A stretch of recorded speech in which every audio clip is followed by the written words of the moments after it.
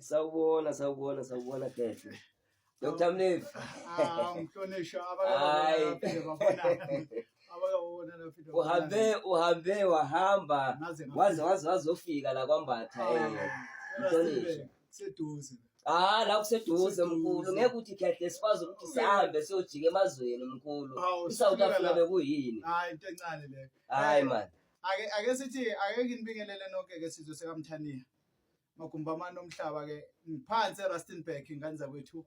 ngizobona inyanga enkulu ke madoda ngithi niyazi ukuthi inyanga ziyahlangana ukugwebindlala ngizobona umfowethu lapha ngengahamba wafika wangiphakela ke ungiphethe kahle ke ngadla kwaba kuhle ke uyazi ukuthi sifike sizithake ngibonge kakhulu ke mfowethu ngoba ngimthandela ukuthi akananhliziyo ende ungeza nje nawe uzozibonela akananhliziyo ende wozana niphile niphakamisa umsebenzi uqhubeke kuye phambili into ebalekile ukuthi niphile phansi eRustenburg madoda la ngikhona njengamanje kumnandi nje kunjiya hayi cha khululekani bafethu hayi indoda leseyizonitshela ke nani ukuthi hayi le ndoda lesimane siyibona uthi ufike mathupha namhlanje uthi yazi ungihlekise kanjani uthi ngikuzwile manje wena gwebindlala kwenye ivideo yakho ukhuluma ngendaba zemoto lezinyanga zinemoto ziyahluka uthi manje ibakafika la ke uthi yembathe kanti ukhuluma ngemoto azino sesiphindo kuzawuthiwani bahlala khona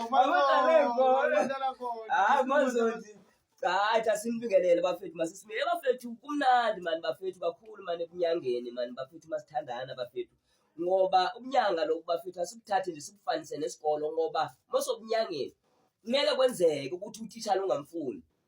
la akuna graduation akuna muntu kuze uthi ugraduate unezidanga isidanga sikho ebunyangeni isidanga usithola esikolweni kuphela lana ugaya umuntu uze uyoshona phansi yangizwa so manje lokuthi hayi wena moyinyanga ufuna ukuthi zonke lezi zinto wena uyazazi ngapha ukhipha imali zayo eziyikhwama ngapha ukhipha lokayi bafethu cha asekele ukudlala ngabantu manje asisho ukuthi asilamba ngasilambile bafethu kodwa ke kumele siyiqaphele indlela esifuna ngayo imali ukuthi siyifuna ngendlela enjani hayi lokho ukuthi asikhuthuza abantu hayi ukuthi abantu sibakhuthuza umuntu umthathele imali emkhulu umuntu aze abone ukuthi hey kodwa nina abantu base-South Africa kodwa nani anizwe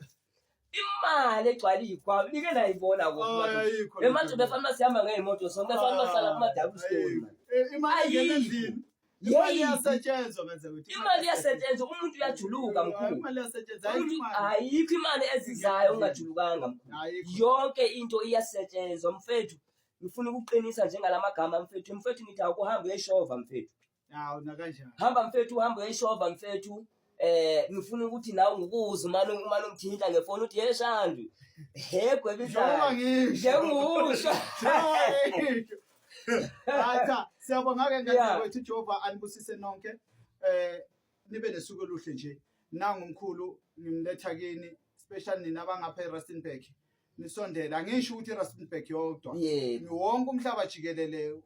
you are more than welcome ungafika ulale awunankinga kusekhaya uJehova anibusise mkhulu Kehlelani mfethu mangibonge kakhulu Kehle ingathi uNkulunkulu angakubusisa neindlela zakho zivuleke ukunyathela kwakho la impilo kuphelile kuyizinkulungwane